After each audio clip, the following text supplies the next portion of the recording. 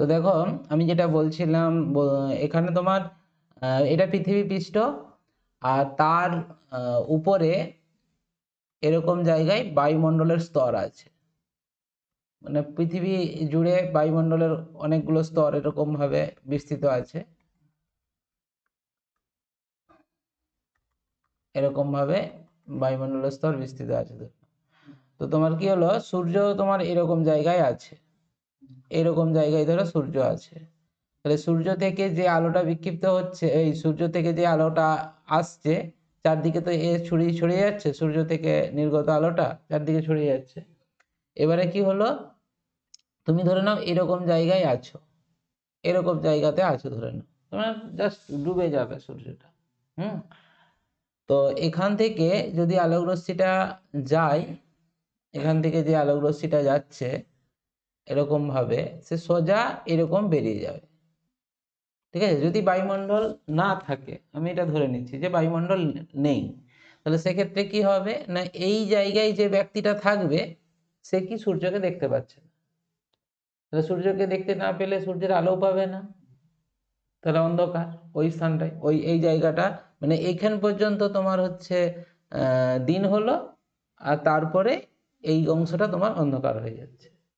ঠিক আছে, তো এবারে বায়ুমণ্ডল থাকার জন্য ঘটনাটা কি ঘটছে। তো তোমরা জানো যে আলোক রশ্মি যখন তোমার ঘন থেকে লঘুতে যায়, ঘন মাধ্যম থেকে লঘু মাধ্যমে, এদিকটা ধরে নাও ঘন আর এই দিকে লঘু, এরকম যখন মাধ্যমের মধ্য দিয়ে আলোক রশ্মি যাবে তখন কি হয়, অবিলম্ব থেকে দূরে সরে যাবে, এভাবে দূরে সরে যাবে। তাহলে ধরে নাও এখানে কোনো একটা বস্তু আছে, আমরা একটা ঘটনা বলি, এইটা আগে বলে দিই তারপরে এই ব্যাপারটা ব্যাখ্যা করছি। প্রতিসরণে আমরা যেগুলো ছোটবেলায় পড়েছিল আর কি, ক্লাস 8 যে একটা বালতি, খালি বালতি আছে, বালতিটা যদি জল ঢেলে দেওয়া হয় তার তলদেশটা মনে হয় অনেকটা উপরে উঠে যাবে। একটা কাঁচের ব্লক দিয়ে কোনো কালি বিন্দুকে ঢেকে দাও, দেখবে কালি বিন্দুটা কাগজ থেকে উঠে চলে আসছে, এরকম মনে হবে, তাই তো। তাহলে এটা কেন ঘটে সেই ঘটনাটা আগে একটু ব্যাখ্যা করে দিই, তারপর এটা বলছি। যে ধরো এইখানে তোমার কোনো একটা কালীবিন্দু আছে, বা কোনো ওই রকম বললাম বালতির তলদেশ ভাবতে পারো, কোনো মুদ্রা আছে। এইখানে তুমি একটা কাঁচের ব্লক দিয়ে একে কি করলে, ঢেকে দিলে, এরকম ভাবে ঢেকে দিয়েছো। তাহলে এই জায়গা থেকে আলোক রশ্মিটা কি হচ্ছে, এরকম ভাবে যাচ্ছে। দুটো আলোক রশ্মি আমি এখানে ধরে নিচ্ছি, একটা একদম খাড়া লম্বভাবে প্রতিষ্ঠিত না হয়ে বেরিয়ে যাচ্ছে, আর একটা কি হচ্ছে না তির্যক ভাবে এসে এই তলে পড়ছে। আর তোমরা তো জানো আলোর প্রতিসরণটা যদি কোনো বিভেদ তলে তির্যক ভাবে পড়ে তবেই ঘটে। তাহলে এখানে তোমার তির্যক ভাবে এসে আপাদিত হলো, সেখানে তোমার আপাতন কোণ ধরে নাও আই। তাহলে এটা তোমার কাঁচ মাধ্যম। আর উপরে কি তোমার চোখ এই এই জায়গায় আছে, তুমি এই জায়গা থেকে দেখছো, তাহলে এটা বায়ু মাধ্যম, লঘু মাধ্যম। তাহলে অবিলম্ব থেকে কি হবে, দূরে সরে যাবে। তার মানে এই জায়গায় আলোক রশ্মিটা তখন এই বরাবর নির্গত হবে। ঠিক আছে, তাহলে এইটাকে এবারে যদি আমরা পিছনের দিকে বর্ধিত করি, এইভাবে যদি বর্ধিত করে দিই তখন কি হবে না, আমরা যদি এই পি বস্তুটা দেখি তখন কি হয় না, এই পি ডট বিন্দু থেকে আসছে বলে মনে হবে। অ্যাকচুয়ালি আমরা তো আর বাঁকা পথে দেখবো না, আলোটা বাঁকা পথে আসতে পারে, কিন্তু আমরা তো বাঁকা পথে দেখি না, আমরা সোজা পথে দেখি। তাহলে তখন কি মনে হবে, মানে এইখান থেকে যে ব্যক্তিটা এই মুদ্রাটাকে দেখবে তখন মনে হবে কি, যেটা এই পি ডট বিন্দু থেকে আসছে বলে মনে হবে। তাহলে অরিজিনালি তোমার ছিল কাগজ তলে, মানে একদম কাঁচের নিচের তলে, কিন্তু মনে হচ্ছে উপরে উঠে এসছে। ঠিক একই কারণে বালতিতে তুমি জল ঢেলে দিলে, তখন জল থেকে আলোটা বায়ুতে আসছে, তাহলে ঘন থেকে লঘুতে আসছে, একই রকম ভাবে তলদেশটা উপরে উঠে চলে আসবে।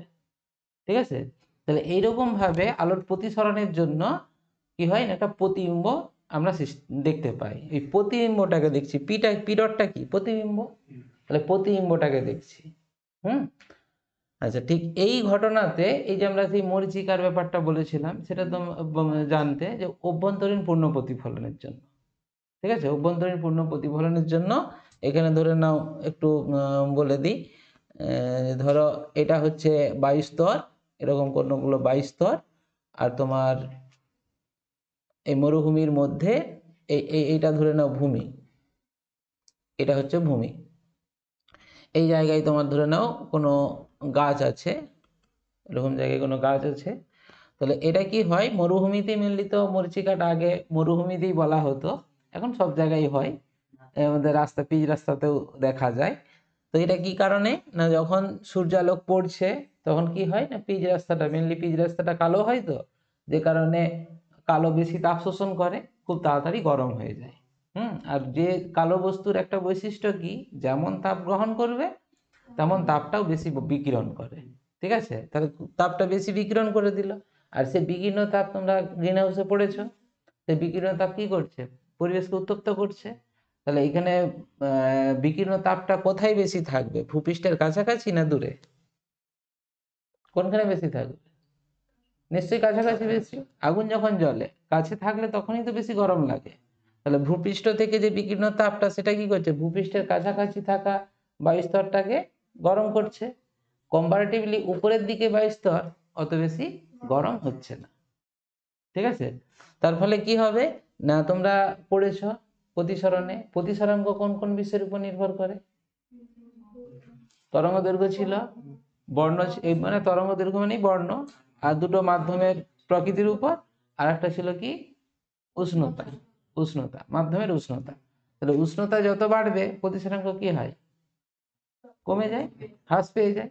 তাহলে প্রতিসরাঙ্ক কি হবে, দেখো এইখানে তোমার বায়ুর প্রতিসরাঙ্ক নর্মালি 1 ধরা হয়, গড় প্রতিসরাঙ্কটা, কিন্তু যখন উত্তপ্ত হয়ে যাচ্ছে তখন কি হচ্ছে, নিচের প্রতিসরাঙ্কটা কম হচ্ছে আর উপরের দিকটা বেশি হচ্ছে।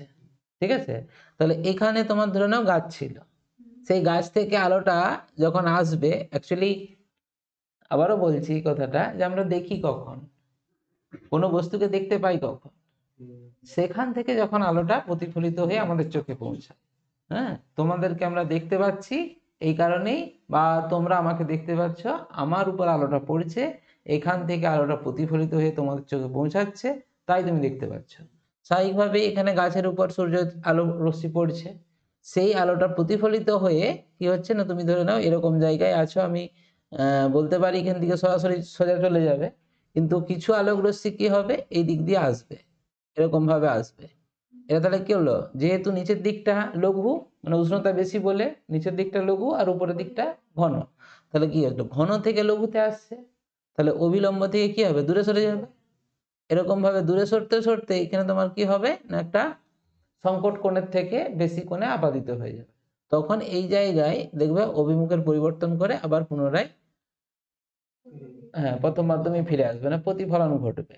তার ফলে এই জায়গায় তোমার যদি কোনো মরুযাত্রী থাকে, মরুভূমির ক্ষেত্রে বলছি, সেক্ষেত্রে কি করবে, মানে আলোক রশ্মিটা তোমার এরকম তো বেঁকে তার চোখে পৌঁছালো, সেও কি বাঁকা পথে দেখবে? দেখবে না, সে কিন্তু সোজা পথে দেখবে। তখন কি হবে না, এইটার যদি বিপরীত দিক থেকে আলো ইয়েটা টানো, তখন দেখবে কি না, এইরকম জায়গা থেকে আলোক রশ্মিটা আসছে বলে মনে হয়। ঠিক আছে, তাহলে তার ফলে কি হবে না, এই যে গাছটা, সেই গাছটার প্রতিবিম্ব তোমার এই জায়গাটায় গঠিত হবে।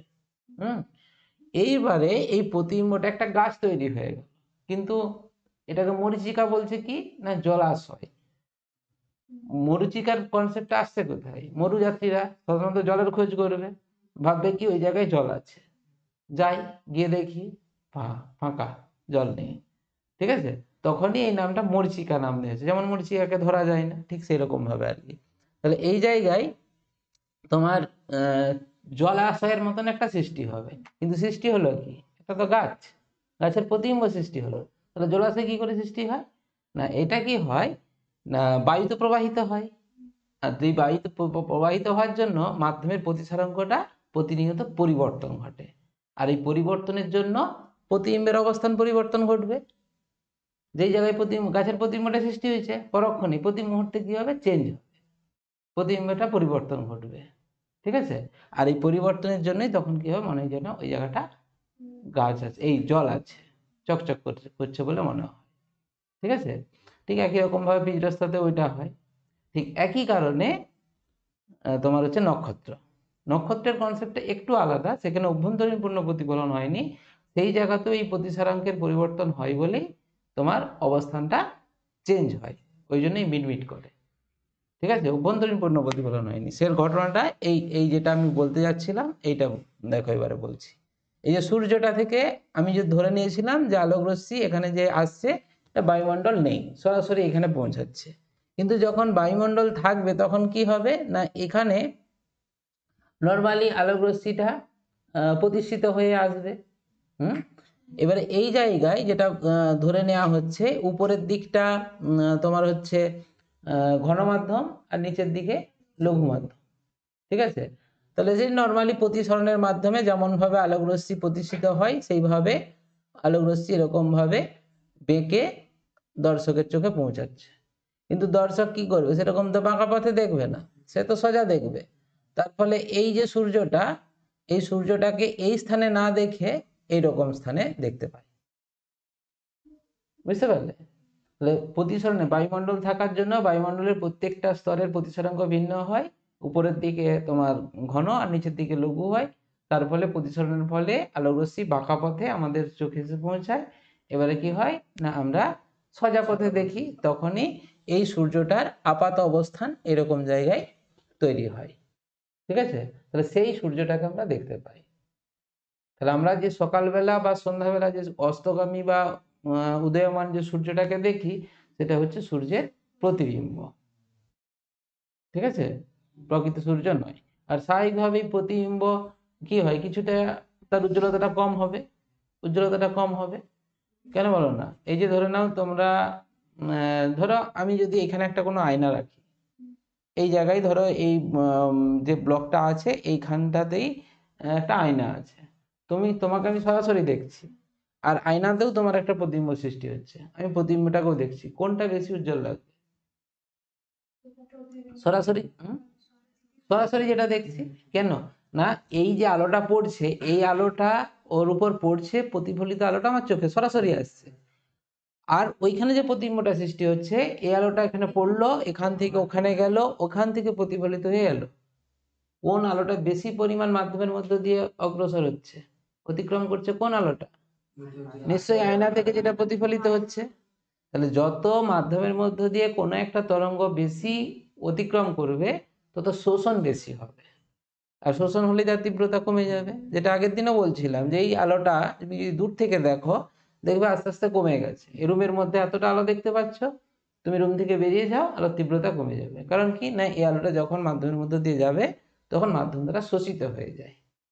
ঠিক আছে, তো সেই কারণে প্রতিবিম্বটা যেহেতু এখানে তোমার দিগন্ত রেখার নিচে আছে, তাহলে আলোটা অনেকটা বেশি পথ অতিক্রম করতে হচ্ছে বায়ুমণ্ডলের মধ্য দিয়ে। এক বিক্ষেপণের জন্য আলো তো চারদিকে ছড়িয়ে যাচ্ছে, কিন্তু লাল আলোর তরঙ্গ দৈর্ঘ্য বেশি হওয়ার জন্য বিক্ষেপণ কম হচ্ছে, সেই আলোটা আমাদের চোখে পৌঁছাচ্ছে, কিন্তু তার তীব্রতা কমে যাচ্ছে। কেন? তার কারণ সে বেশি পরিমাণ মাধ্যমের মধ্য দিয়ে আসছে, অনেকটা পথ অতিক্রম করছে, যার ফলে শোষণটা বেশি হচ্ছে। ঠিক আছে, তার ফলে তার তীব্রতা কমে যাবে। সেই জন্য যখন উঠে বা যখন অস্ত যায়, সেই সূর্যটার দিকে আমরা খালি চোখে সূর্যটাকে দেখতে পাই, তীব্রতা অনেক কম হয়। কিন্তু দুপুরবেলা সেই সময় তুমি খালি চোখে দেখতে পারবে না। ঠিক আছে, কারণ তার তীব্রতা তখন অনেক বেশি। তো এটা কেন হয়? তার কারণ তখন এই যে আলোক রশ্মি এই যে তির্যক ভাবে এসে আমাদের বায়ুমণ্ডলের উপর পড়ছে, আর যখন দুপুরের দিকে হবে তখন কি হবে না, সেই আলোটা এরকম সূর্যটা এই জায়গায় অবস্থান করবে, তখন কি হবে, সরাসরি এসে পড়ছে তো লম্বভাবে মাধ্যমের উপর পড়ছে। প্রায় যদি লম্বভাবে পড়ে, বা দুপুরে 12টার সময় যেটা বলা হয়, একদম ছায়া যখন তোমার শরীরের নিচেই তৈরি হয়ে যায়, তার মানে লম্বভাবে পড়ছে। আর লম্বভাবে পড়ার জন্য তার প্রতিসরণ হবে না, আর প্রতিসরণ লম্বভাবে হলে কম পরিমাণ পথ অতিক্রম করবে, শোষণ কম হচ্ছে, স্বাভাবিকভাবে তীব্রতা বেশি হবে। ঠিক আছে, তো এই হচ্ছে তোমার কারণ। আর এখানে আরেকটা ঘটনা বলে রাখি এই প্রসঙ্গেই, যে পৃথিবীতে যদি বায়ুমণ্ডল না থাকে, নর্মালি আমাদের দিনের দৈর্ঘ্য কত? একদিন সমান 24 ঘন্টা। তো তো এটা অ্যাকচুয়ালি দিন আর রাতকে নিয়ে বলা হয় একটা দিন। কিন্তু একটা দিনে আলোর যে পরিমাণটা, যেমন শীতকালে আলো কম সময় থাকে, গ্রীষ্মকালে বেশি সময় থাকে। ঠিক আছে, তাহলে আমি ওই দিনের পরিমাণ যেটা বলছি, মানে আলো যতক্ষণ পৃথিবীতে থাকছে সেই পরিমাণটা, দিনের বেলা, আমি সংক্ষেপে বলে দিই, দিনের বেলা এই টাইমটা যদি বায়ুমণ্ডল না থাকতো তাহলে কমে যেত। কিভাবে ব্যাখ্যা করবে? যদি বায়ুমণ্ডল পৃথিবীর আকাশে না থাকতো তাহলে কি হতো, এই যে দিনের বেলার পরিমাণটা, আমরা নর্মালি যেটা 12 ঘন্টা দিন 12 ঘন্টা রাত বলছি, যদিও কম বেশি হয়, তুমি ধরে নাও 12 ঘন্টা দিন আর 12 ঘন্টা রাত। তো এইটা বলছি কি, যে যদি বায়ুমণ্ডল না থাকতো তাহলে এই দিনের দৈর্ঘ্যটা কমে যেত, অর্থাৎ 12 ঘন্টার থেকে কম সময় তুমি সূর্যকে দেখতে পেতে বা সূর্যের আলোটা পেতে। ঠিক আছে, এটা কিভাবে ব্যাখ্যা করবে? তাহলে কি করে দৈর্ঘ্যটা বাড়ছে? এইখানের ঘটনাটা একটু আলাদা রকম ভাবে ব্যাখ্যা হবে। এটা কি, এই আলোর প্রতিফলনের জন্য। ঠিক আছে, প্রতিফলন। এই যে আমি যদি বলি যে উষা বা গোধূলি যে হয়, মানে সূর্যকে দেখতে পাচ্ছ না, অথচ ভোরের আকাশে তুমি আলো দেখতে পাচ্ছ, এটাকে উষা বলা হয়। আর কিরকম ভাবে সূর্য ডুবে গেছে তারপরেও তোমার পশ্চিম আকাশে আলো দেখতে পাওয়া যাচ্ছে, এটা হচ্ছে গোধূলি। তাহলে এই যে আলোটা, এটা বায়ুমণ্ডল না থাকলে পেতে কি? তোমরা এই উষা গোধূলির কারণ জানো নিশ্চয়ই, ছোটবেলায় পড়েছো তো নাকি? যেখানে বায়ুমণ্ডলের ধূলিকণা দ্বারা আলোর বিক্ষিপ্ত প্রতিফলন ঘটে, আর বিক্ষিপ্ত প্রতিফলনের কিছু পরিমাণ আলো পৃথিবীতে চলে আসে, মানে মেঘ আছে এইরকম উপরে, এইটা তোমার ধরে নাও, এইটা ধরে নাও দিগন্ত রেখা, এই জায়গায় তো এর নিচে নেমে গেলে তো তুমি সূর্যকে পাচ্ছ না। তো এইখান থেকে যে আলোটা এরকম ভাবে যাচ্ছে, এদিকে যাচ্ছে, এইখানে যে ধূলিকণাগুলো আছে, এই ধূলিকণাগুলো দ্বারা আলোটা কি হচ্ছে, প্রতিফলিত হচ্ছে। এই প্রতিফলিত আলোটা আমাদের চোখে এসে পৌঁছাচ্ছে। ঠিক আছে, যার ফলে তুমি আলোটা পাচ্ছ। সূর্য ডুবে গেছে তবুও আলোটা পাচ্ছ, কিন্তু দিন তো আমি দেখতে পাচ্ছি, তো আলো পৃথিবীতে পৌঁছাচ্ছে মানে দিন। ঠিক আছে, তো স্বাভাবিকভাবে দিনের দৈর্ঘ্য তখন একটু বেশি হবে। যদি বায়ুমণ্ডল না থাকতো তার মানে কি, এই দিগন্ত রেখার নিচে নামলো অমনি অন্ধকার। ঠিক আছে, জাস্ট লাইট অন আর অফ, এই সুইচ অন আর অফ যেমন অবস্থা ঠিক সেই রকম। জাস্ট আলো দেখবে, পরিষ্কার আলো দেখতে পাচ্ছ, যেটা চাঁদে টাঁদে হয়, আলো দেখতে পাবে, পরিষ্কার আলো আছে, আর দুম করে কি হলো, অফ হয়ে গেল। জাস্ট দিগন্ত রেখা, মানে যেমন ভাবে আমি যদি এই লাইটটাকে এই লাইটটাকে জানালার অতিক্রম করতে যতটুকু সময় লাগবে, সেই ততটুকু সময়ের জন্য তোমার হচ্ছে রুমটা আলোকিত হবে। আমি ধরো এই লাইটটাকে যদি মুভেবল করে দিই, এইরকম, মানে আমি বাইরের দিক থেকে লাইটটা জ্বেলে নিয়ে এই জানালার এদিক থেকে ওইদিকে যাচ্ছি। ঠিক আছে, তাহলে যতক্ষণ জানালার মধ্যে থাকবে ততক্ষণ কি হবে, আলোটা পাবো। আর যেই জানলা অতিক্রম করে গেলে আর আলো আসতে পারলো না, অমনি অন্ধকার। ঠিক আছে, ঠিক সেই ঘটনাটি ঘটে বায়ুমণ্ডল না থাকতে, যেটা পৃথিবী ব্যতীত অন্যান্য গ্রহ মানে গ্রহদের ক্ষেত্রে যেটা হয়। বায়ুমণ্ডল না থাকলে সূর্য যে দিগন্ত রেখার নিচে চলে গেল অমনি আর দেখতে পাবেন, সঙ্গে সঙ্গে দেখতে পাবেন না। এই যে যেটা আমি দেখালাম, যে সরাসরি এই সূর্য থেকে আলোটা যেটা পৌঁছাচ্ছে এই রকম জায়গায়, এখন পর্যন্ত তোমার আলোকিত হলো, দিন হলো, আর যেই এর নিচে নেমে গেল অমনি আর তুমি আলো পাবে না। ঠিক আছে, অন্ধকার হয়ে যাবে। বোঝা গেল? ঠিক আছে, এই ঘটনা দুটো একটু মনে রাখবে, মানে সূর্যের প্রতিবিম্ব দিয়ে যেটা বললাম, যে তোমার সূর্য ডুবে যাওয়ার পরেও আমরা আলো সূর্যকে দেখতে পাই কিভাবে, এটা যদি বলে তখন আলোর প্রতিসরণ দিয়ে ব্যাখ্যা করবে। আর সূর্য ডুবে যাওয়ার পরেও সূর্যের আলো দেখতে পাই কিভাবে, তখন কিন্তু বিক্ষিপ্ত প্রতিফলন। এই দুটো কথা খেয়াল রাখবে। সূর্যকে দেখতে পাওয়া আর সূর্যের আলো দেখতে পাওয়া, দুটো কথা যদি বলে দুটো আলাদাভাবে ব্যাখ্যা করবে। আর ওই সূর্যকে দেখতে লাল লাগে কেন, তখন ব্যাখ্যা হবে এই বিক্ষেপণ দিয়ে। বিক্ষেপণ এটা দিয়ে ব্যাখ্যা করবে। বুঝতে পারলে? ঠিক আছে, এবারে তোমরা ওই বইয়ের অনুশীলনীটা উল্টাও। অনুশীলনীর কোশ্চেনগুলো আজকে একটু আলোচনা করে দিচ্ছি, তোমরা বড় কোশ্চেনগুলো লিখে নিয়ে আসবে বা লিখবে, আর ছোট কোশ্চেনগুলো আমি আজকে বলে দিচ্ছি। দেখো,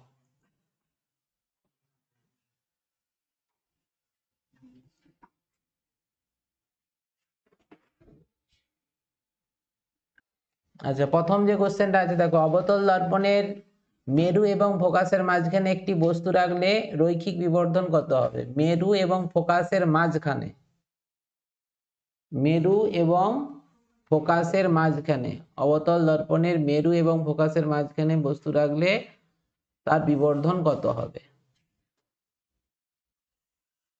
এটা হচ্ছে তোমার মেরু, এটা হচ্ছে তার ফোকাস, বস্তুটা তার মাঝখানে আছে। দেখো মাঝে আর মাঝখানে কথাটা একটু বুঝতে হবে।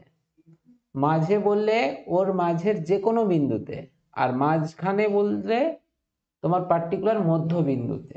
হ্যাঁ, তাহলে এই জায়গায় তোমাদের এই দূরত্বটা, এইটা তো তোমার এফ নাকি, ফোকাস দূরত্ব এফ বলা হয়। তাহলে তার মধ্যবিন্দু যদি বলা হয়, মানে মাঝখানে যদি হয়, এই দূরত্বটা কত? f/2। আচ্ছা, এখানে যদি তোমার বস্তু থাকে, তার প্রতিবিম্ব হ্যাঁ এরকম দর্পণের পিছনে গঠিত হয়, তাই তো? তাহলে সেক্ষেত্রে বিবর্ধন, রৈখিক বিবর্ধন হবে। রৈখিক বিবর্ধন আমার প্রতিবিম্বের দূরত্বটা না জানা থাকলে এটা বের করা যাবে না, বুঝেছ? বের করা যাবে না বলতে তোমরা এখনো জানো না আর কি। এটা আমি বের করার এটা একটা ফর্মুলা আছে আর কি। হ্যাঁ, 1/v তোমার প্লাস প্লাস 1/, প্লাস নয় এটা মাইনাস হয়ে যাবে, -1/u ইকাল টু 1/f। এফটাও তোমার এখানে মাইনাস, একটা মাইনাস, তাহলে 1/v equal to 1/u minus 1/f। এখানে ইউটা হচ্ছে f/2, মানে 2/f মাইনাস 1/f, মানে এটা 1/f হবে। অতএব v equal to f, v equal to f হচ্ছে। তাহলে বিবর্ধন সমান কি? বিবর্ধন বিবর্ধন m সমান, এটা সমান v/u, মানে প্রতিবিম্বের দূরত্ব বাই বস্তু দূরত্ব। প্রতিবিম্বের দূরত্ব তোমার f, আর বস্তু দূরত্ব কত? f/2। তার মানে কত হচ্ছে? 2, তাই না? এই তো, এইটা তোমার f ডিভাইডেড বাই f/2। তাহলে first into last, second into third, তাই তো? সেই নিয়ম অনুযায়ী দেখো এফ এফ কেটে যাচ্ছে, এই নিচেরটা উপরে উঠছে, 2 হচ্ছে। এইটা অ্যাকচুয়ালি তোমরা এই ফর্মুলাটা না করে অঙ্কটা করতে পারবে না, ঠিক আছে? তাহলে সেই হিসাবে তোমার এই অঙ্কটা যদি পরীক্ষায় তোমাদের পড়ে, তাহলে সেক্ষেত্রে প্রতিবিম্ব কোথায় গঠিত হয়েছে সেটা বলে দিবে, ঠিক আছে, তোমাদের ক্ষেত্রে। আর এটা 12 এর ক্ষেত্রে, এটা 12 এর নিয়মে করলাম আর কি। 12 এই অঙ্ক যদি পড়ে তখন এইভাবে করতে হবে, তাদের ক্ষেত্রে এই দূরত্বটা বলে দেওয়া থাকবে। হুম, তাহলে এইটা এটা হচ্ছে ফর্মুলা, এটা জানা থাকলে তবে আমি এটা করতে পারবো। আর তোমাদের ক্ষেত্রে এই অঙ্কটা বলে দেবে, যেটা ফোকাসে প্রতিবিম্ব গঠিত হয়েছে। ফোকাস এবং মেরুর মাঝে বস্তু আছে মাঝখানে, আর হচ্ছে তোমার প্রতিবিম্ব গঠিত হয়েছে ফোকাস বিন্দুতে, ঠিক আছে? ফোকাস বিন্দু মানে ফোকাস দূরত্বের সমান দূরত্বে, ফোকাসে তো গঠিত হবে না, কারণ এটা অসৎ প্রতিবিম্ব হবে। অর্থাৎ এখান থেকে যে দূরত্ব, এই দূরত্বটা এফ হবে। তাহলে প্রতিবিম্ব দূরত্ব গঠিত হলো এফ বিন্দু, মানে এফ দূরত্বে, আর বস্তু আছে কোথায়? f/2 দূরত্বে। তো স্বাভাবিকভাবেই বিবর্ধন তোমার এটা হচ্ছে, ঠিক আছে? আচ্ছা, তারপরে দুইয়েরটা কি হবে বলতো? ইএনটি, ডাক্তারের মাথায় যে দর্পণ থাকে সেটি কোন দর্পণ? হ্যাঁ, অবতল দর্পণ, ঠিক আছে। মোটর গাড়ির হেডলাইটে ব্যবহৃত দর্পণ, হেডলাইটে হলে অবতল, আর যদি তোমার লুকিং গ্লাস, লুকিং গ্লাস যদি বলা হয়, মানে যেটাকে ভিউ ফাইন্ডার হিসাবে, তখন উত্তল দর্পণ, ঠিক। তারপর কোন আপাতন কোণের জন্য লঘু মাধ্যম থেকে ঘন মাধ্যমে আলোর প্রতিসরণের ক্ষেত্রে চ্যুতি সর্বনিম্ন হয়? আলোক রশ্মি লঘু থেকে ঘনতে, লঘু মাধ্যম থেকে ঘন মাধ্যমে যখন আলোক রশ্মি আসবে, কোন আপাতন কোণের জন্য চ্যুতি কোণ সর্বনিম্ন হবে? ঠিক আছে, 0 ডিগ্রি, চ্যুতি হয় না, ঠিক, ভেরি গুড। তাহলে আপাতন কোণ যদি 0 ডিগ্রি হয়, তাহলে চ্যুতি হয় না, আলোক রশ্মি একদম সোজা চলে যায়, তাহলে সে স্বাভাবিকভাবে প্রতিসরণ ঘটছে না, তাহলে চ্যুতি স্বাভাবিকভাবেই 0, তাই তো? আর ওটাই সর্বনিম্ন। এইখানে তোমাদের কোশ্চেনটা একটু ঘুরিয়ে মানে বুলানোর জন্য দিয়েছে, লঘু থেকে ঘন। এটা বলেছিলাম, ধরো লঘু থেকে ঘন মানে সেক্ষেত্রে আর বড় হবে, আই ছোট হবে, তাহলে আর মাইনাস আই হয়, এই চিন্তাটা তোমার মাথায় এসে যাবে। কিন্তু লম্বভাবে আপাদিত হলে সেটা লঘু থেকে ঘন হোক আর ঘন থেকে লঘু হোক, যেইভাবেই পড়ুক না কেন, মানে যে মাধ্যম থেকে আসুক না কেন, চ্যুতির কিন্তু শূন্য হবে, প্রতিসরণ ঘটবে না। ঠিক আছে? তাহলে সেই হিসাবে এটা 0 হবে। আপাতন কোণ ও প্রতিসরণ কোণ যথাক্রমে 30 এবং 45 ডিগ্রি হলে, এটা সবাই পারবে নিশ্চয়ই, 15 ডিগ্রি। চ্যুতি কোণটা ডিফারেন্স, এটা হচ্ছে বস্তু অপেক্ষা বৃহত্তম অসৎ বিম্ব তৈরি করতে প্রয়োজন। অসৎ বস্তু অপেক্ষা বড় আকারের অসৎ প্রতিবিম্ব কোন দর্পণ সৃষ্টি করে? উত্তল। উত্তল সবসময় ছোট প্রতিবিম্ব তৈরি করে, ছোট আকারে ছোট। এটা বৃহত্তম বলেছে, হ্যাঁ, অসৎ বিবর্ধিত বড় প্রতিবিম্ব তৈরি করবে। এটা ওই যে ছবিটা আঁকলাম, মেরু এবং ফোকাসের মাঝে বস্তু থাকলে অসৎ বিবর্ধিত প্রতিবিম্ব তৈরি হয়, তাহলে এটা হবে অবতল দর্পণ। আচ্ছা, দীর্ঘদৃষ্টি প্রতিকারের জন্য ব্যবহৃত হয় উপযুক্ত ফোকাস দূরত্বের কোন দর্পণ? দীর্ঘদৃষ্টি প্রতিকার, দীর্ঘদৃষ্টি মানে দূরের জিনিস দেখতে পাবে আর কাছের জিনিস দেখতে পাবে না।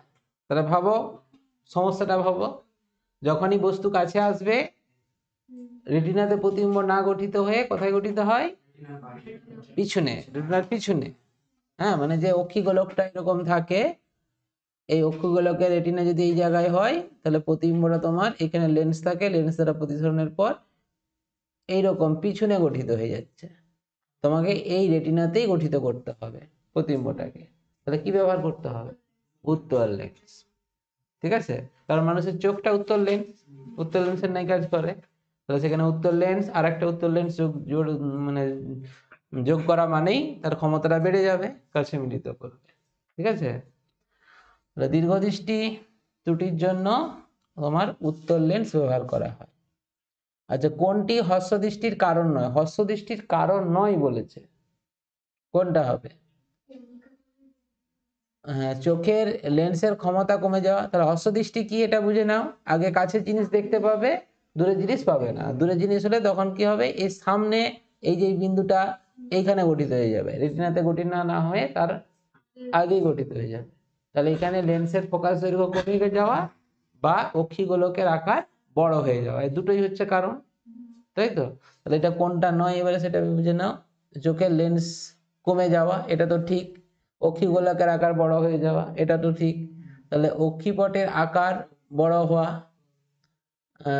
অক্ষিপটের আকার বড় হওয়া, অক্ষিপট মানে হচ্ছে রেটিনাকে বলছে কর্ণিকা তলের বক্রতা কমে যাওয়া, কর্ণিকা তলের বক্রতা কমে যাওয়া। তোমার অপশান এই ডিএটা হবে এখানে। অক্ষিপট মানে এই টোটাল অক্ষিগোলক যেটা, এই জায়গাটাকেই বলছে, মানে রেটিনার যে ভিতরের অংশটা, ঠিক আছে, সেটার আকার বড় কমার সাথে সাথে তো তোমার যেটা অক্ষিগোলকের আকার বড় হওয়া আর অক্ষিপটের আকার বড় হওয়া দুটো তো প্রায় একই। ঠিক আছে? তো সেই জন্য এখানে কর্ণিকা তলের বক্রতা কমে যাওয়া যেটা বলছে, এইটাই তোমার এই অপশনটা হবে, কর্ণিকা তল।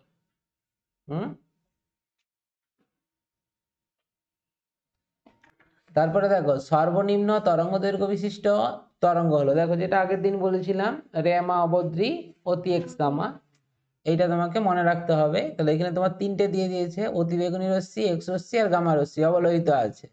তাহলে এই চারজনের মধ্যে সর্বনিম্ন তরঙ্গ দৈর্ঘ্য, তোমরা যদি ডান দিকে যাও তাহলে তখন ল্যামডাটা কমেছিল, ল্যামডা কমছিল। তাহলে এখানে তোমার রে, মা, অব, দ্রি, অতি, এক্স, গামা। ঠিক আছে? তাহলে সব থেকে কম কার কোনটা হচ্ছে? গামা।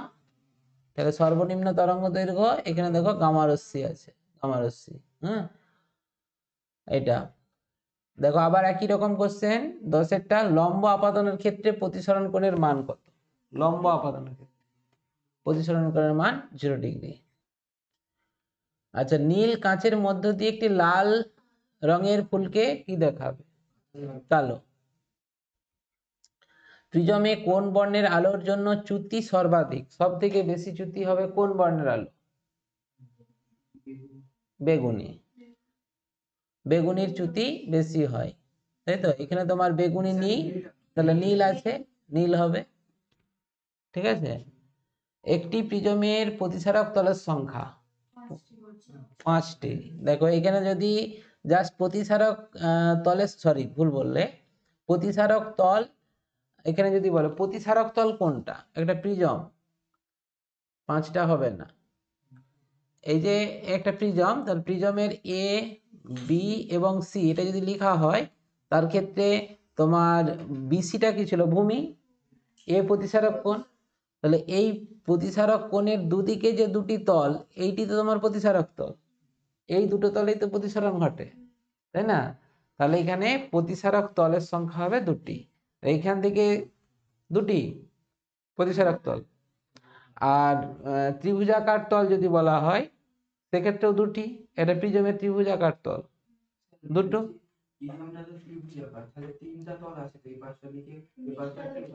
এবং সেটা বললাম তো, এই যে নিচে একটা, নিচের যে তলটা, এটা তো তোমাকে প্রিজম যে তলের উপর থাকে সেটা তো ভূমি, এটা তো তুমি ভূমি বলে দিচ্ছ, এটা তো ভূমি।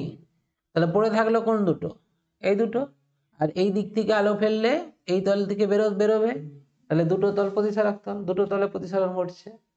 ঠিক আছে। এবারে হ্যাঁ, আমি যেটা বলেছিলাম প্রিজমকে তুমি ঘুরিয়ে বসিয়ে দাও, বর্তমান দিনে যখন সব তলগুলোই প্রতিসারক করে দিয়েছে, তো সেই হিসাবে তখন তুমি এইটাকে ভূমি করতে পারো, এই দুটো তল প্রতিসরণ ঘটবে। সবসময় একটা প্রিজমের একটা তলে আলো পড়বে, অপর তলে নির্গত হবে। প্রতিসারক কোণ একটা, স্বাভাবিকভাবেই তোমার প্রতিসারক তল দুটো হবে, মানে দুটো তল যে কোণে আনত থাকছে সেটাই তো প্রতিসারক তল কোণ। ঠিক আছে। আচ্ছা, তাহলে প্রিজমের প্রতিসারক তলের সংখ্যা এখানে হলো 2টি। আর এটা যেটা বলছিলাম যে যদি মোট তলের সংখ্যা যদি জিজ্ঞাসা করা হয়, প্রিজমের মোট তলের সংখ্যা, তখন তুমি যেটা বললে 5টা হবে। আর সমতলিক তল যদি বলা হয় কটা? সমতলিক তল 3টে। ঠিক আছে, 3টে হচ্ছে তোমার সমতলিক আর 2টো ত্রিভুজাকার, মোট 5টা হয়। আচ্ছা, এই একটা কোশ্চেন দেখো, লেন্সের আলোক কেন্দ্রগামী রশ্মির চ্যুতির পরিমাণ কত?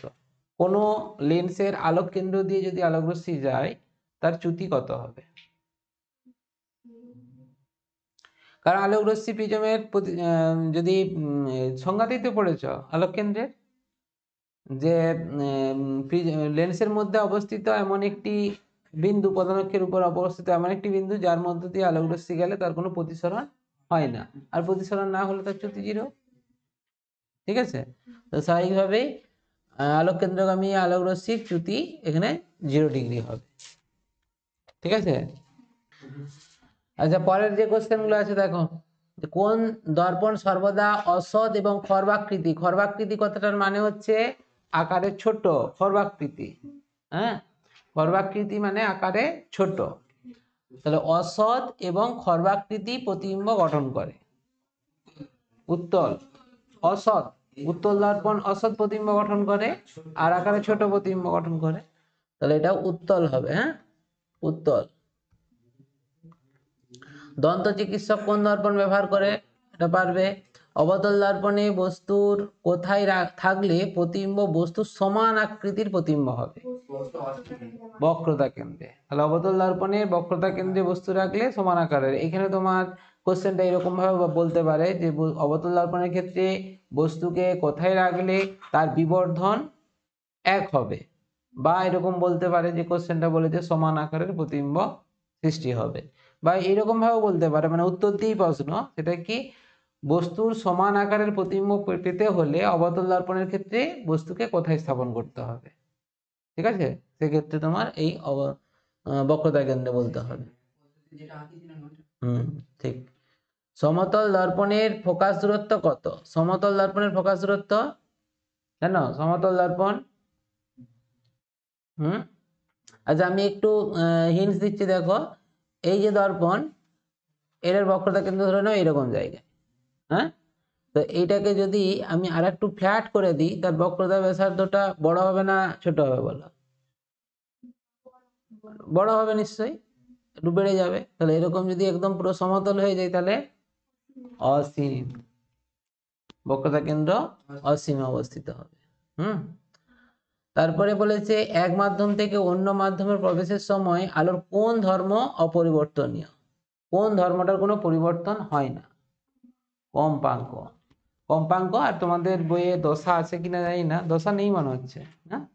দশা কথাটা, দশা এবং কম্পাঙ্ক এই দুটোর পরিবর্তন হয় না, এটা থাকে। কম্পাঙ্কই শুধু দেওয়া আছে। আচ্ছা, আর এটা যদি তোমার তরঙ্গ দৈর্ঘ্য, বেগ এগুলো যদি বলা থাকে তাহলে সেগুলোর কিন্তু পরিবর্তন হবে, এটা মাথায় রাখবে। লম্ব আপাতনের জন্য প্রতিসরণের মান কত? একই রকম, লম্ব আপাতনের ক্ষেত্রে প্রতিসরণ 0। কোন লেন্স সর্বদা অসৎ বিম্ব গঠন করে?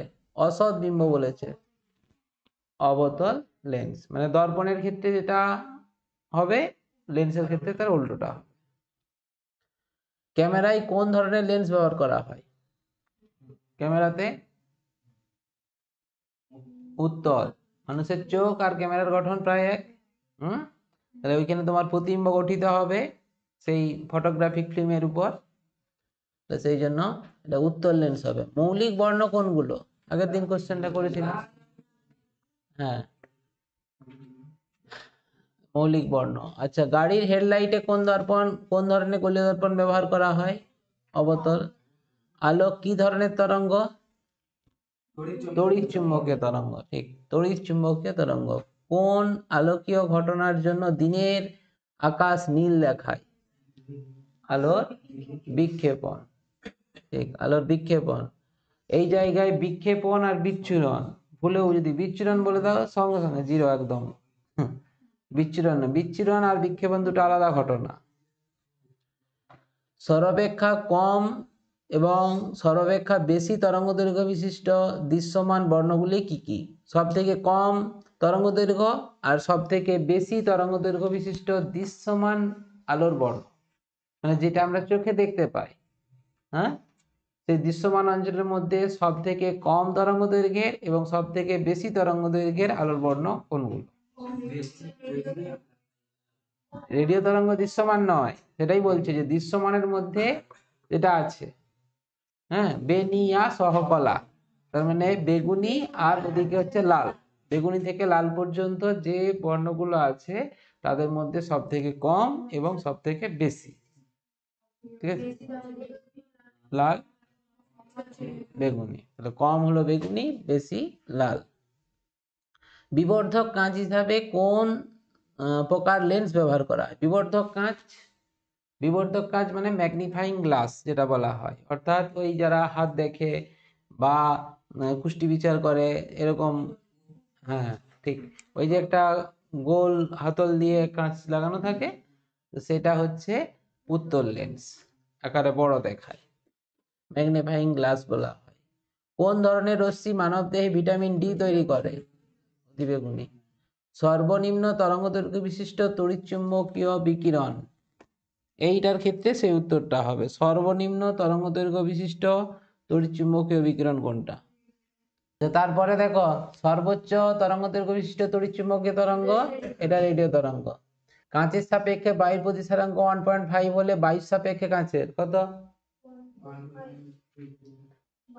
বায়ুর সাপেক্ষে, সরি কাঁচের সাপেক্ষে বায়ুর, এটা অ্যাকচুয়ালি ভুল দিয়েছে ডাটাটা। এটা তোমার বায়ুর সাপেক্ষে কাঁচের প্রতিসরাঙ্ক 1.5 হয়। হ্যাঁ, ডাটাটা ভুল দেওয়া আছে। যাই হোক, তোমার কোশ্চেন অনুযায়ী যেটা বলেছে সেই অনুযায়ী তোমার বায়ু, এই কাঁচের সাপেক্ষে বায়ুর প্রতিসরাঙ্ক 1.5, তাহলে বায়ুর সাপেক্ষে কাঁচের কত হবে? 1/1.5। উল্টো হয়ে যায় না? আগের দিনই তো বললাম। হ্যাঁ, তোমার A mu B equal to 1/b mu A, মানে এ মাধ্যমের সাপেক্ষে বি মাধ্যমের প্রতিসরাঙ্ক যা হবে সেটা 1/b মিউ এ। মানে বি এর সাপেক্ষে এ, বুঝে গেল? তাহলে এইটা তোমার যদি কাঁচের সাপেক্ষে বায়ুর 1.5 হয়, তাহলে বায়ুর সাপেক্ষে কাঁচ 1/1.5। ঠিক আছে? আচ্ছা, এক্স রশ্মির ব্যবহার পারবে নিশ্চয়ই। আচ্ছা, গামা রশ্মিরও ব্যবহার বলেছে। গামা রশ্মির ব্যবহার কি? হ্যাঁ, ঠিক আছে। আলোক কেন্দ্র লেন্সের ড্যাশের উপর অবস্থিত। কার উপর অবস্থিত এটা আলোক কেন্দ্র? লেন্সের বক্রতা কেন্দ্র নয়, প্রধান অক্ষের উপর। প্রধান অক্ষের যে বিন্দুতে ছেদ করছে, তাই তো? তাহলে আলোক কেন্দ্র লেন্সের প্রধান অক্ষের উপর অবস্থিত একটি বিন্দু।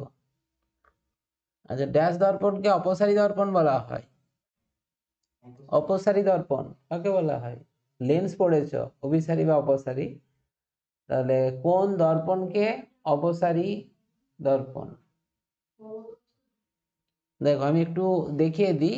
ধরো এটা যদি অবতল দর্পণ হয়, তাহলে সেক্ষেত্রে সমান্তরাল আলোক রশ্মি, এরকম সমান্তরাল আলোক রশ্মি কি হয়, দর্পণ দ্বারা প্রতিফলনের পর একটা বিন্দুগামী হয়, বিন্দুতে মিলিত হওয়ার চেষ্টা করে, তাই না? আর যদি এটা উত্তল দর্পণ হতো, উত্তল দর্পণ হলে সমান্তরাল আলোক রশ্মি পড়লো, পড়ার পর কি হয়, পড়ার পর এভাবে বেরিয়ে যায় না? তাহলে তখন মনে হয় একটা বিন্দু থেকে আসছে।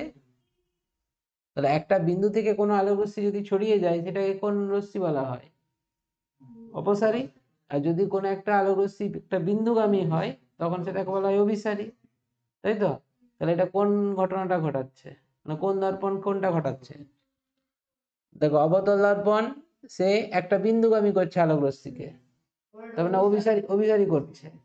আর উত্তল দর্পণ কি করছে, দেখো চারদিকে ছড়িয়ে দিচ্ছে, মানে মনে হচ্ছে একটা বিন্দু থেকে আসছে। ঠিক আছে? তাহলে এখানে তোমার অপসারী দর্পণ, এটা উত্তল হচ্ছে। লেন্স হলে অবতল হতো। আর এটা জানো, উপাক্ষীয় রশ্মির ক্ষেত্রে দর্পণের ফোকাস দূরত্ব 2 ভুল বলেছে, এটা ভুল বলে দিয়েছে। আচ্ছা, ভুলও আবার বলবো না, এটা তোমার r/4 লেখা যায় তো, r/4, 2 কেটে যাবে, তাহলে কত r/2 এরকম হবে। নর্মালি এটা ভুল দিয়েছে আর কি। এটা তোমার বক্রতা কেন্দ্র, বক্রতা দূরত্ব মানে বক্রতা ব্যাসার্ধ ফোকাস দূরত্বের দ্বিগুণ হতো, মানে 2 ওটা তোমার f হতো। না না, এটা যেমন দেওয়া আছে এটা ভুল দেওয়া আছে উত্তরটা, মানে কোশ্চেনটা ভুল করা আছে। ফোকাস দূরত্বের বদলে ওটা তোমাকে কেটে তাহলে বক্রতা ব্যাসার্ধ লিখতে হবে, আর 2 ফোকাস দূরত্বটা লিখতে হবে। ঠিক আছে? আর তা না হলে আমি যেরকম বললাম, এটা যদি হতো তাহলে এখানে দুটো ড্যাশ থাকতো আর কি, মানে এইটা এখানে একটা শূন্যস্থান, এরকম জায়গায় একটা শূন্যস্থান, তবে এটা হবে আর কি। বুঝতে পারলে? এরকম ভাবে দেবে না, যেটা বললাম ওই জিনিসটাই হয়। আচ্ছা, এরপরে উত্তর লেন্সের অভিসারী ক্ষমতা আছে না নেই বলছে, সত্য মিথ্যা হবে? উত্তর লেন্স তো অভিসারী, অভিসারী লেন্স হিসেবে কাজ করে। দৃশ্যমান আলোর তরঙ্গ দৈর্ঘ্যের পাল্লা 4000, এটা তোমার 4 × 10⁻⁻7 মিটার, -7 মিটার -10, এটা অ্যামস্ট্রং এ করলে তোমার 10⁻, হ্যাঁ হ্যাঁ ঠিকই আছে। এটা তোমার 4000 থেকে 4000 অ্যামস্ট্রং, আর থেকে 8000 অ্যামস্ট্রং, হয় তো? তাহলে 1 অ্যামস্ট্রং সমান 10⁻, 10⁻⁻8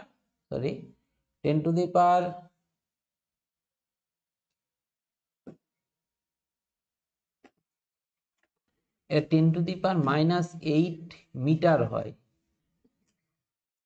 ঠিক আছে?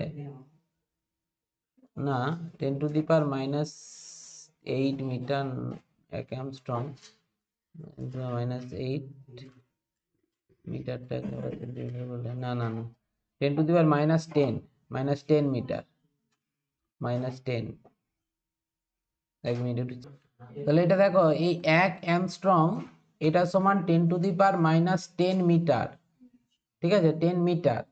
তাহলে এখানে যেটা দেওয়া আছে, এটাকে তোমাকে অ্যামস্ট্রং এ যদি কনভার্ট করো, তো তুমি তো জানো 4000 থেকে 8000 দৃশ্যমান, হ্যাঁ, তাহলে এখানে তোমার মিটারে দেওয়া আছে, তাহলে মিটারটাকে তোমাকে অ্যামস্ট্রং এ কনভার্ট করতে হবে। তাহলে এখানে তোমার যেটা দেওয়া আছে 4 × 10⁻⁻7 মিটার সমান কত, 4 × 10⁻⁻7 ইন্টু 1 মিটার সমান কত অ্যামস্ট্রং, 10⁻10। হ্যাঁ ঠিকই আছে, 10⁻10 এত অ্যামস্ট্রং হচ্ছে। তাহলে এখানে দেখো 4 × 10⁻³ হচ্ছে 3 অ্যামস্ট্রং, মানে 4000 হচ্ছে 4000 অ্যামস্ট্রং। এটা ঠিকই আছে, হ্যাঁ, 4000 থেকে 8000 অ্যামস্ট্রং, হ্যাঁ, এটা ঠিক। স্বল্প দৃষ্টি ত্রুটি সম্পন্ন ব্যক্তির কাছে বস্তু স্পষ্ট দেখতে পায় না। স্বল্প দৃষ্টি ত্রুটি সম্পন্ন ব্যক্তি কাছের বস্তু স্পষ্ট দেখতে পায় না। কাছের বস্তু স্পষ্ট দেখতে পায় না, এটা ভুল হলো, কারণ কাছের বস্তুই ভালো দেখতে পায়, দূরের জিনিস দেখতে পায় না। দন্ত চিকিৎসকগণ অবতল দর্পণ ব্যবহার করেন, ঠিক। আর আলোকের তরঙ্গ দৈর্ঘ্য কম হলে বিক্ষেপণ হবে, এখানে কিছু দেওয়া নেই, মিস্টেক আছে, কম হলে তো বিক্ষেপণ এখানে বেশি হবে, এটা জেনে রাখবে। তো যাই হোক, এখানে যে কোশ্চেনগুলো তোমাদের বললাম অবজেক্টিভ কোশ্চেনগুলো, এরপরে বড় কোশ্চেনগুলো আছে 2 নম্বরে এবং 3 নম্বরে। এই কোশ্চেনগুলো উত্তর হচ্ছে কাল পরের দিন পড়ে আসবে, ঠিক আছে। হ্যাঁ, এখানে এই অঙ্কগুলো আমি একটু বলে দিই, অঙ্কগুলো একটু করে নাও, অঙ্কগুলো।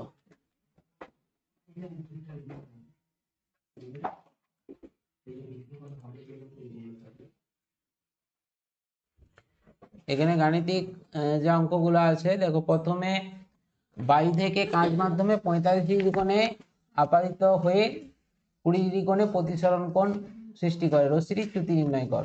তাহলে এটা তো আর বলার কিছুই নেই, মানে যেহেতু আপাতন কোণ দেওয়া আছে এটা আই, আর প্রতিসরণ কোণ এটা দেওয়া আছে আর, তাহলে চ্যুতি কোণ আমরা জানি ডেল্টা সমান আই মাইনাস আর, মানে এখানে যেটি বড়, বড় থেকে ছোট বিয়োগ করে দেবে, অর্থাৎ 45 - 20 সমান 25 ডিগ্রি চ্যুতি কোণ।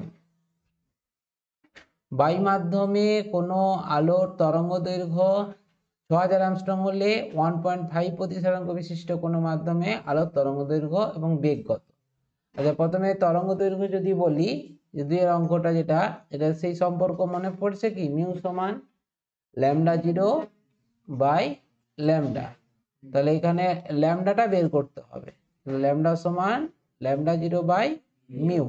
তাহলে λ0 এর ভ্যালু দেখো দেওয়া আছে 6000 ডিভাইডেড বাই মিউ এর ভ্যালু 1.5, এটা তোমার 4000 হয়ে যাবে, ঠিক আছে, এত অ্যামস্ট্রং। এবারে বেগ বলেছে, তাহলে বেগ সমান কত, ভি ধরে নাও, ভি সমান কত, এখানে তোমার λ0/λ, না সেটা তো মিউ সমান ওটা হয়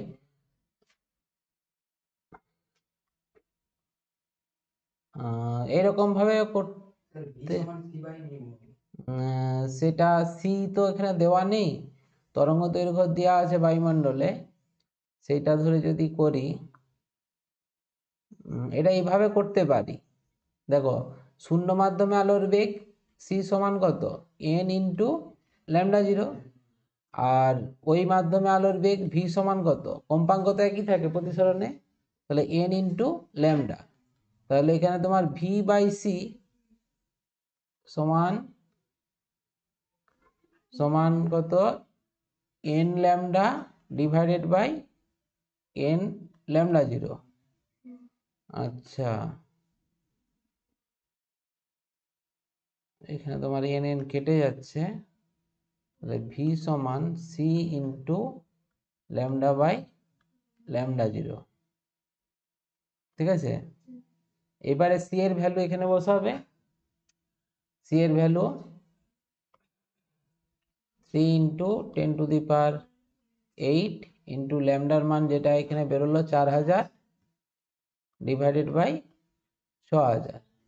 এটা কেটে দাও, এটা কাটো, এটা কাটো 2, তাহলে 2 ইন্টু 10⁸, এটা হবে এত মিটার পার সেকেন্ড। এইটা আচ্ছা, আরেকটা আমি যদি ওইটা না করে কম্পাঙ্ক জানা নেই, হবে না সেটা, আমি সি সমান এন ল্যামডা এটা ইউজ করতে চাইছিলাম, কম্পাঙ্ক জানা নেই, ঠিক আছে। আচ্ছা, এরপর 4-এর যে অঙ্কটা আছে, জল এবং কাচের প্রতিসরাঙ্ক যথাক্রমে দেওয়া আছে। জলের প্রতিসরাঙ্ক এটা মিউ সমান কত 1/3, আর কাঁচের প্রতিসরাঙ্ক মিউ এটা সমান কত 4/3। ডাটাগুলো সব উল্টাপাল্টা দিয়েছে। কাঁচের সাপেক্ষে জলের প্রতিসরাঙ্ক নির্ণয়। কাঁচের সাপেক্ষে জলের কি লেখা হয়? মিউ। কাঁচের সাপেক্ষে জল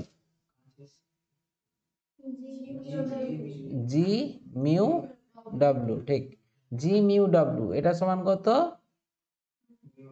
মিউ ডাব্লু বাই মিউ জি, ঠিক। মিউ ডাব্লু সমান কত? মিউ ডাব্লু সমান এখানে দেওয়া আছে 1/3 ডিভাইডেড বাই মিউ জি সমান 4/3, তাহলে first into last, second into third, তার মানে উপরে 3 কেটে যাচ্ছে, তাহলে 1/4 হচ্ছে। এটি হবে তোমার কাঁচের সাপেক্ষে জলের প্রতিসরাঙ্ক। বায়ুতে আলোর বেগ এত হলে কাঁচে আলোর বেগ কত? একই রকম ভাবে এটা করবে। বায়ুতে আলোর বেগ মানে এটা তোমার বায়ুতে আলোর বেগটাকে সি বলা হয়, সি সমান কত? আচ্ছা, ওটা দরকার নেই, একবারে করে দাও না। তোমার মিউ জি সমান সি বাই ভিজি, অতএব ভিজি এটা সমান C by mu G. C এর ভ্যালু তোমার দেওয়া আছে 3 ইন্টু 10⁸, আর মিউ জি সমান কত? মিউ জি সমান এখানে যে ডাটাটা দেওয়া আছে সেটা বসাবে 4/3, ঠিক আছে। 3 কাটবে না, 9/4 হবে, 9/4 ইন্টু 10⁸ মিটার পার সেকেন্ড। এটা ক্যালকুলেশন করবে 9/4টা। তাহলে এইভাবে অঙ্কগুলো করবে, আর বড় কোশ্চেন যেগুলো আছে 3-এর এবং 2-এর এই কোশ্চেনগুলো প্র্যাকটিস করে আসবে।